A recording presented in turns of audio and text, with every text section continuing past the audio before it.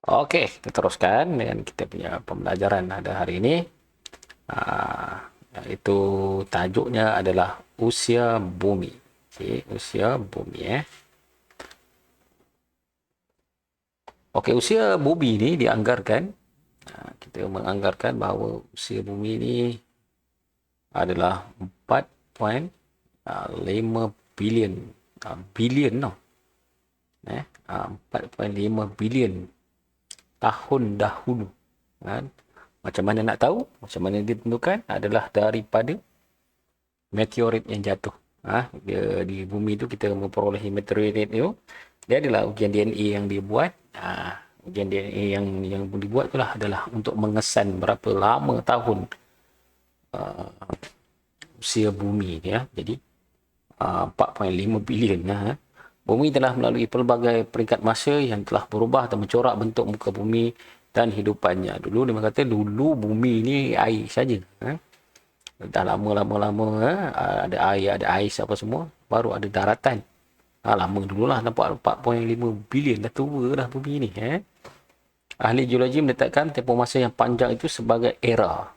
Setiap era dibahagikan kepada tempoh masa. So kita tengok dulu, kita tengok bulatan ni. Kecil ya. Tu dia. Dia gambar dia tak sharp. Jadi saya pun tak boleh tunjuk gambar dia yang sharp tu. Yang lengkar-lengkar tu kan. Berputar-berputar apa pilin ni. 4 million years. Tapi dia tulis dekat sini million years. Tapi kat atas tu billion.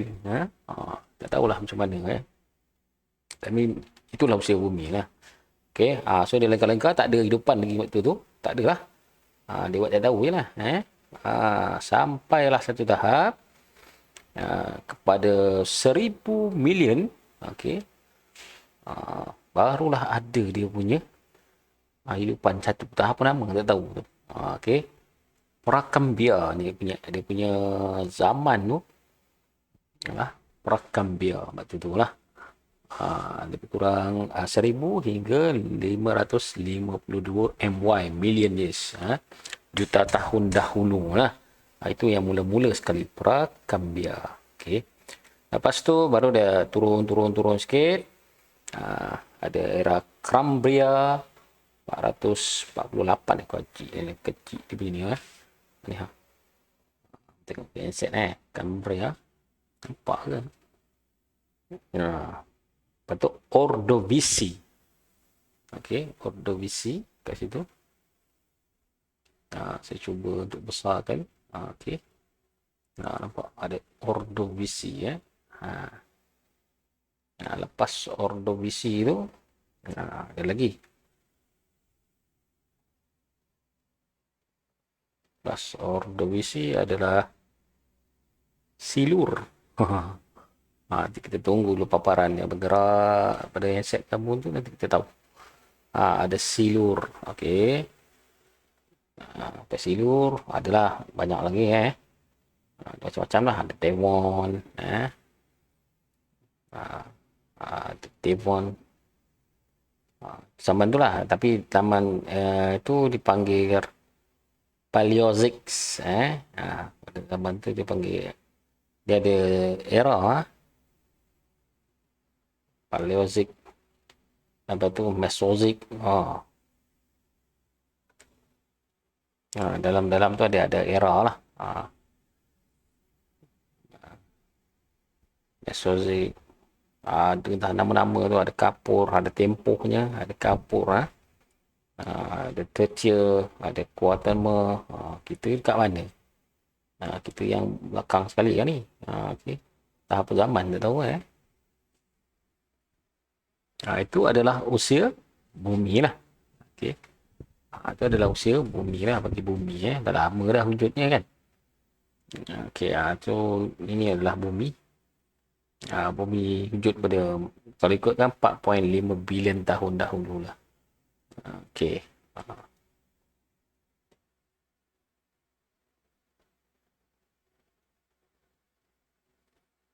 Sebab masih lambat lagi di paparan handphone semua ni, dia lambat sikit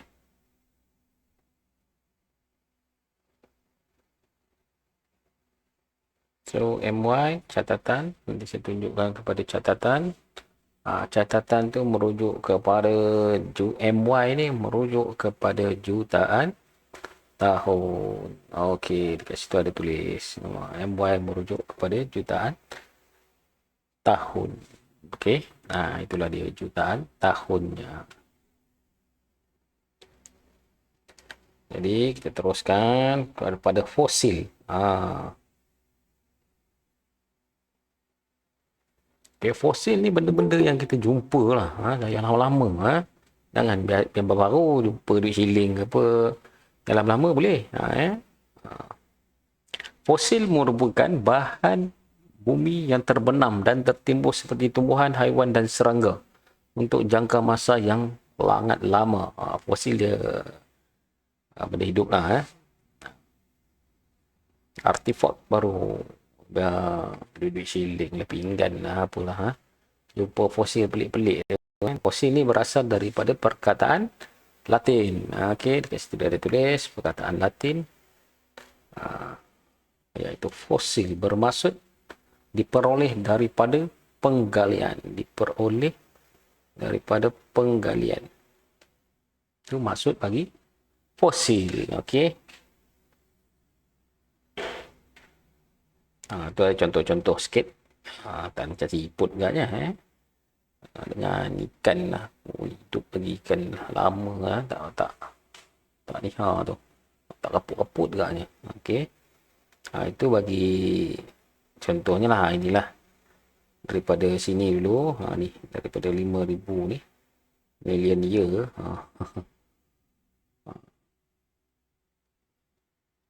Betul lah 5,000 4.5 sebabnya dia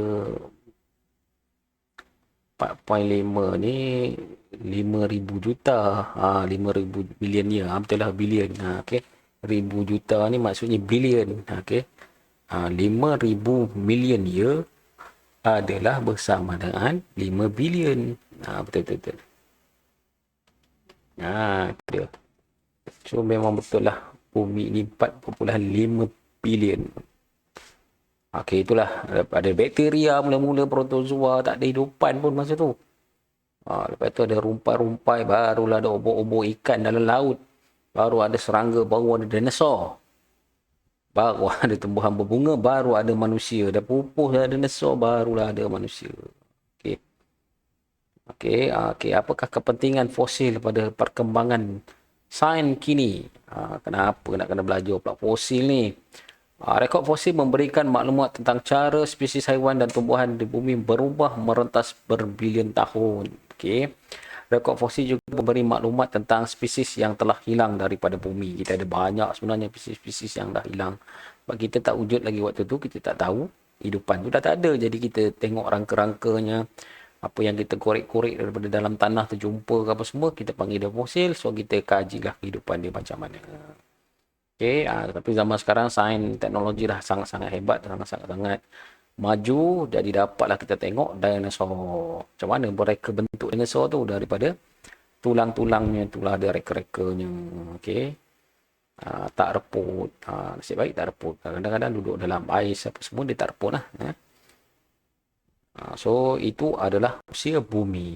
Okay, yang penting adalah 4.5 bilion years ataupun tahun. Sumber bumi dan geologi gunaan. Apa ada yang sumber bumi? Sumber bumi yang paling penting sekali di dunia ini adalah air. Tanpa air ni, ingat manusia pun tak boleh hidup lah. Air adalah paling penting sekali. Kita dapat air minuman kita pun daripada sungai. Kalau orang-orang Tapah ke, Terbintan ke, Bido ke, dia ambil daripada Bukit Temuh tu, tempat orang jogging-jogging tu. Okay? Itu adalah loji penapisan air. Okay? Loji penapisan, loji rawatan air, LRA dia punya ni singkatan dia, LRA. Loji rawatan air adalah di Bukit Temuh. Ada pernah pergi jogging situ? Tak ada respon ke ni? Diam je ni. Logi tak pernah. Tak pernah, tak apalah. Sekarang jangan. Sekarang jangan pergi. Sekarang kau pergi kena tangkap lah. Itu adalah tempat rawatan air. Mana nak dapat air yang dirawat tu? Itu yang kita nak tahu tu. Kat mana air yang dirawat tu diambil? Siapa tahu air apa puncanya? Tak ada air hujan kolam besar dia tu ke? Pada air laut ke? Mana ambil? Cubalah seorang jawab. Baru dah okey. Sok sikit. Belajar. Si cikgu cakap, aduh mak ai. Macam rakaman je. Mana air dapat? Apa lonjaratan air tu dia rawat air mana? Dia rawat air hujan yang dia tadah ke? Dia memang ada korek atas Bukit Temuh tu air mata air ke? Mana dapat air? Yang kita minum ni lah. Dapat kat pipe ni. Daripada mana? Sungai. Oh, daripada sungai. Betul. Okey, daripada sungai. So sekarang ni dekat Tapah tu dekat mana kita punya sungai yang dia ambil? Sungai mana dia ambil? Sungai Batang Padang dekat masjid. Kuala Lumpur juga, Kuala Lumpur. Oh, betul lah. Siapa dia? Siapa dia? Dia? Betul lah. Dia cikgu dia. Aduh. Kita punya intake tu adalah di Kuala Lumpur, Batu 10 dengan Batu 8 tu. Sungai tu yang kita kena jaga tu. Kalau sungai tu tercemar, kau minum air tercemar. Dulu ada satu kisah di mana kalau ibu bapanya perasan lah orang-orang Tapah ni, ada lori Shell dulu terbalik dekat intake Batu 10. Habis air pipe kita bau minyak. Minyak masa tu. Bila lori tu jatuh dekat atas jalan raya lah. Petrolnya tumpah habis semua. Dia bomba tak tahu masa tu. Bomba siram je, jangan panggil licin. Siram-siramnya pakai pancut kuat tu masuk dalam intake air loji rawatan sungai tu dekat Batu 10 jalan Cameron Highland tu, Cameron Highland. Kesudahannya kita punya air berbau minyak petrol. Sebagai gantinya Shell memberikan berkatun-katun air percuma selama berapa lama lah saya ingat. Saya mendapat kat tu masa tu saya duduk di Tapah. Saya pun heran kenapa pula air pipe bau petrol. Rupanya petrol telah tumpah masuk ke intake. Intake tu yang paling penting sekali. Mana intake tu? Intake tu adalah area sungai lah. Tengoklah sungai mana yang loji-loji yang ambil. So yang penting kat sini adalah air. Air tu sangat-sangat penting. Dekat sini, kita ada dua jenis air. Yang pertama sekali adalah air permukaan. Air permukaan ni yang kau mandi tu air permukaan lah. Air permukaan ni boleh tercemar lah. Boleh lah tercemar. Selain daripada macam petrol tadi, daripada baja, macam kat Cameron tu kan. Habis sungai yang dekat Cameron tu tak boleh mandi langsung. Pergi mandi, habislah badan kamu. Sebab dia baja dengan racun adalah masuk dalam sungai tersebut lah. Dia mencemarkan air sungai. So kalau macam tu kita tak boleh nak ambil intake air. Susah kita nak rawat. Sebab saya kita kena jaga.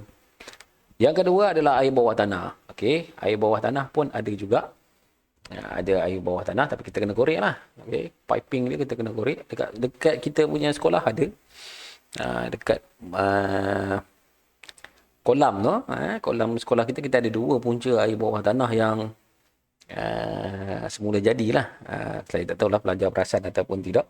Kita ada dekat kolam tu yang ada rumah tu, rumah kecil tu ada pam air tu. Itu adalah air semula jadi di bawah tanah yang dah dikorek oleh geng-geng cikgu-cikgu dan juga JKR yang lama-lama dululah. Saya pun tak ada lagi masa tu. Dan juga dekat kot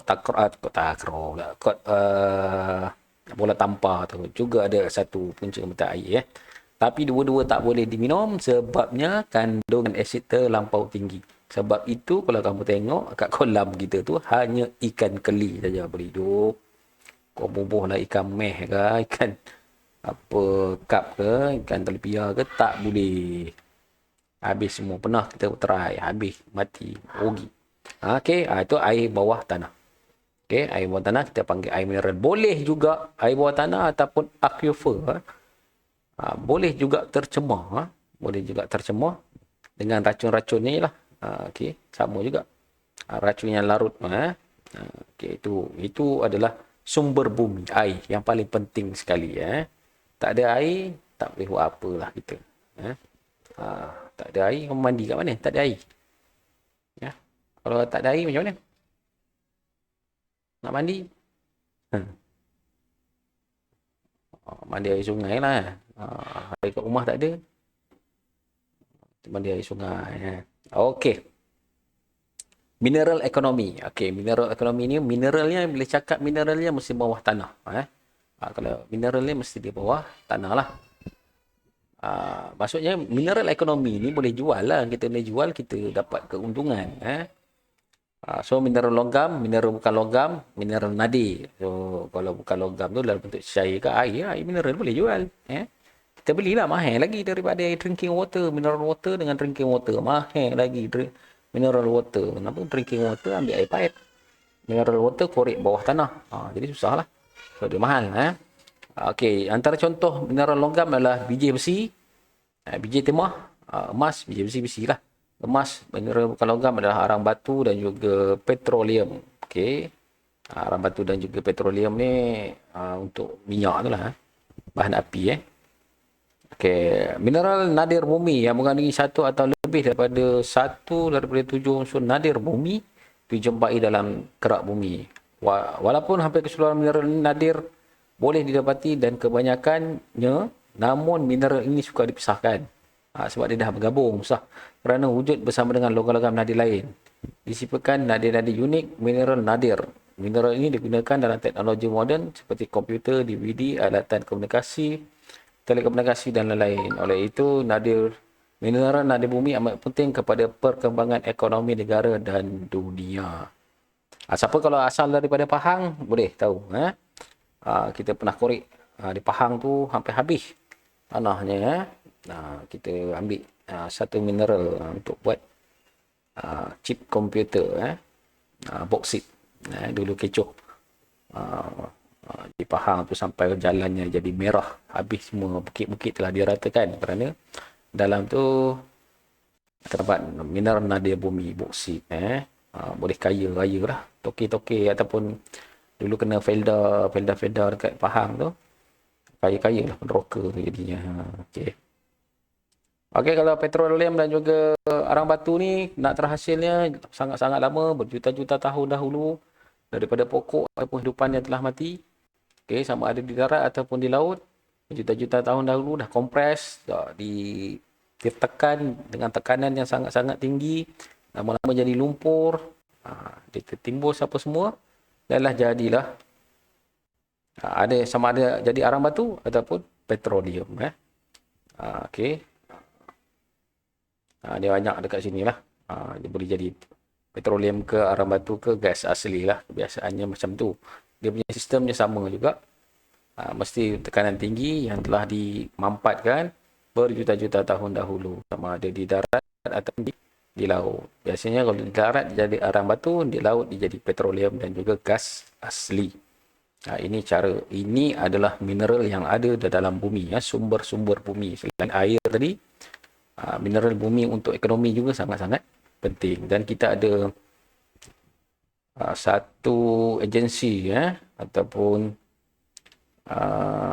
syarikat minyak yang paling terkenal, antara yang terkenal di dunia lah, dan juga antara yang terhebat di dunia, iaitu Petronas. Petronas lah, bagus Petronas. Okey, selain itu adalah proses hidroterma. Terus sumber di bumi. Hidroterma ni bermaksudnya, hidro ni adalah air, terma ni adalah maksudnya kawasan yang panas, air panas. So di Batang Padang, di Sungai terutamanya, Dennis suka lah ni, Dennis duduk Sungai. Saya pun duduk Sungai. Ni saya pernah pergi ni. Ni nampak ni. Kalau tengok dalam kamera, nampak lah. Set. Kat mana ni Dennis? Ada Dennis ni.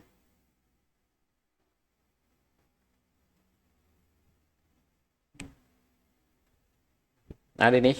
Ke dah tak ada dah. Tadi baru pergi jumpa ayah kamu dekat pasar dia.